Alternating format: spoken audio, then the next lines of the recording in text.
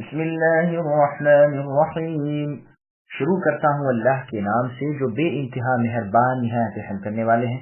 والعادیات ضبحا فالموریات قدحا فالمغیرات صبحا فأثرن به نقعا فوسطن به جمعا إن الإنسان لربه لكنود وإنه على ذلك لشهيد وَإِنَّهُ لِحُبِّ الْخَيْرِ لَشَدِيدٌ أَفَلَا يَعْلَمُ إِذَا بُعْثِرَ مَا فِي الْقُبُورِ وَحُصِّلَ مَا فِي الصُّدُورِ إِنَّ رَبَّهُمْ بِهِمْ يَوْمَئِذٍ لَخَبِيرٌ۔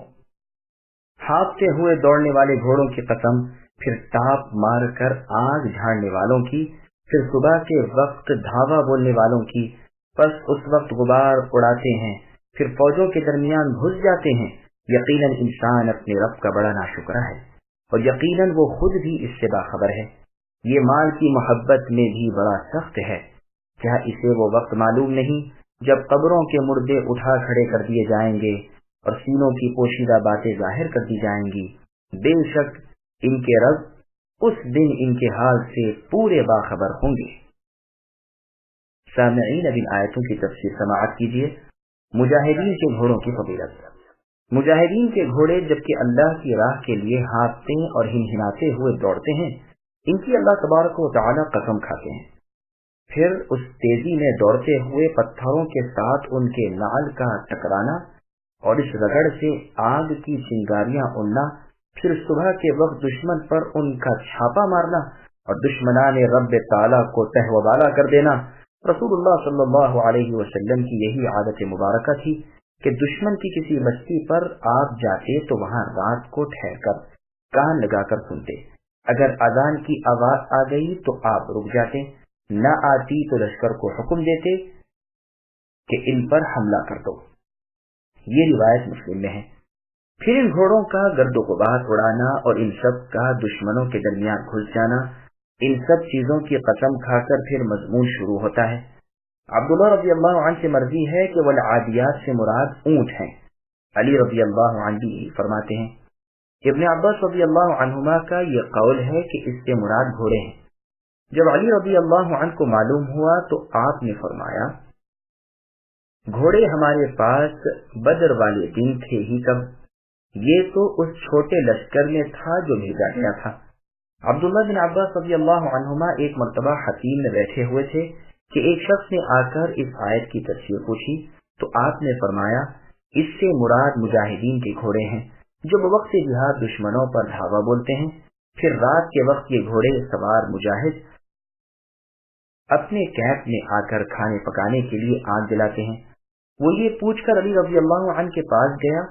آپ اس وقت زمزم کا پانی لوگوں کو پلا رہے تھے۔ اس نے آپ سے بھی یہی سوال کیا۔ آپ نے فرمایا، مجھ سے پہلے کسی اور سے بھی تم نے پوچھا ہے؟ کہا، ہاں، ابن عباس رضی اللہ عنہما سے پوچھا ہے۔ تو انہوں نے فرمایا، مجاہدین کے گھوڑے ہیں جو اللہ کی راہ میں دھاوا کریں۔ علی رضی اللہ عنہ نے فرمایا، جانا ذرا انہیں میرے پاس بلانا۔ جب وہ آ گئے تو علی رضی اللہ عنہ نے فرمایا، تمہیں معلوم نہیں اور تم لوگوں کو فتویٰ دے رہے ہو؟ اللہ کی قسم، پہلا غزوہ اسلام میں بدر کا ہوا، اس لڑائی میں ہمارے ساتھ صرف 2 گھوڑے تھے، ایک زبیر رضی اللہ عنہ کا، دوسرا مقداد رضی اللہ عنہ کا۔ تو عادیات ضبحا یہ کیسے ہو سکتے ہیں؟ اس سے مراد تو عرفات سے مزدلفہ کی طرف جانے والے اور پھر مزدلفہ سے مینا کی طرف جانے والے ہیں۔ عبداللہ رضی اللہ عنہ فرماتے ہیں، یہ سن کر میں نے اپنے اگلے قول سے رجوع کر لیا اور علی رضی اللہ عنہ نے جو فرمایا تھا وہی کہنے لگا۔ مزدلفہ میں پہنچ کر حاجی بھی اپنی ہنڈیاں روٹی کے لیے آگ سلگاتے ہیں۔ غرض علی رضی اللہ عنہ کا فرمان یہ ہوا کہ اس سے مراد اونٹ ہیں اور یہی قول جماعت کا ہے جن میں ابراہیم، عبید بن عمیر وغیرہ ہیں، اور ابن عباس رضی اللہ عنہما سے گھوڑے مرغی ہیں۔ امام ابن جریر رحمۃ اللہ علیہ فرماتے ہیں، میرے نزدیک سب سے زیادہ ٹھیک قول یہی ہے کہ گھوڑوں کی ٹاپوں اور سموں کا پتھر سے رگڑا کھا کر آگ پیدا کرنا، پھر صبح کے وقت مجاہدین کا دشمنوں پر اچانک ٹوٹ پڑنا، اور جن صاحبان نے ان سے مراد اونٹ لیے ہیں وہ فرماتے ہیں کہ اس سے مراد مزدلفہ سے مینا کی طرف صبح کو جانا ہے۔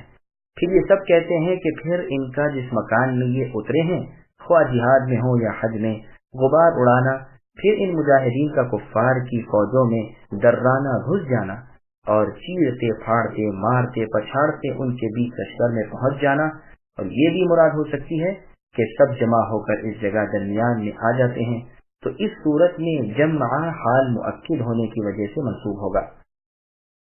ان قسموں کے بعد اب وہ مضمون بیان ہو رہا ہے جس پر قسمیں کھائی گئی تھیں کہ انسان اپنے رب کی نعمتوں کا قدردان نہیں۔ اگر کوئی دکھ درد کسی وقت آ گیا ہے تو وہ بخوبی یاد ہے، لیکن اللہ تبارک و تعالیٰ کی ہزارہا نعمتیں جو ہیں سب کو بھلائے ہوئے ہیں۔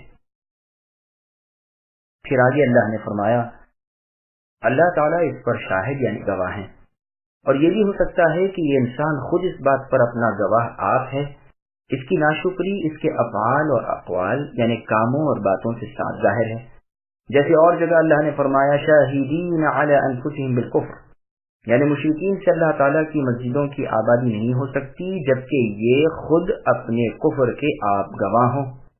پھر فرمایا یہ مال کی چاہت میں بڑا سخت ہے، یعنی اسے مال کی بے حد محبت ہے، اور یہ بھی مانے ہیں کہ اس کی محبت میں پھنس کر ہماری راہ میں دینے سے جی چراتا ہے، اور بخل یعنی کنجوسی کرتا ہے۔